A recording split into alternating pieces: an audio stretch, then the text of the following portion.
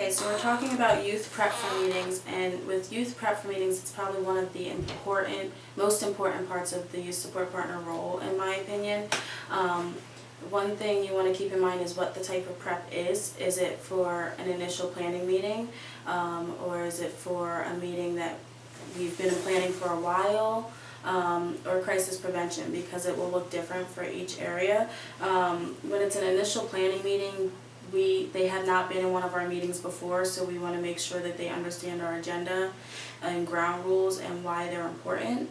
But we also want to support them in being able to identify ground rules that are going to work for them. With my youth, I like to talk about IEP meetings or family team meetings from different areas, whatever I know connects to where they've been, so that I can try and paint a picture for them on where they might need support. Also, if it was further down planning, we want to think about what we have seen as not being helpful or not working, so we can bring it to the youth's attention and prep them for how we can do things different in our meetings. I think another important thing to remember when we prep our youth for a meeting is we want to bring back what we get from them and the plan we came up with to our team, so that we're all on the same page when we're at that meeting together. So I'm going to do a demonstration with Quincy around prepping for a meeting. For this one, we're going to think of a meeting that is a little bit into planning, and some parts of the meeting aren't working very well. So Quincy, we have a meeting coming up next week.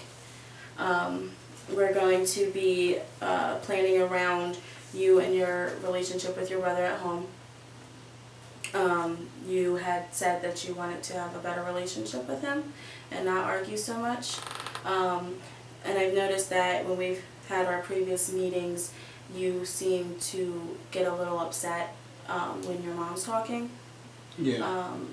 So I was just wondering if there's anything that we can do in that meeting that will help support you in continuing to share your voice. Well, one thing could be for one person to kind of talk at one time, like one person talk at a time, and maybe to also just kind of keep the meetings short and brief. Like I don't do too good sitting with my family for a while because we just don't get along for long periods of time. So our meetings might be hard for you right now, all coming together. So one person speaking at a time, we could definitely add that to the ground rules. That would be perfect for us to add to the ground rules. Would it also help with you saying that it's hard for your family being in the same space right now? Would it help if we had some breaks, or if we did some brainstorming separately first, or? Yeah, I think that would definitely help if we kind of took some breaks in between, or since you said you're the YSP for me, that you would meet with me separately at times in the meetings, and then we can bring some ideas back together. Okay.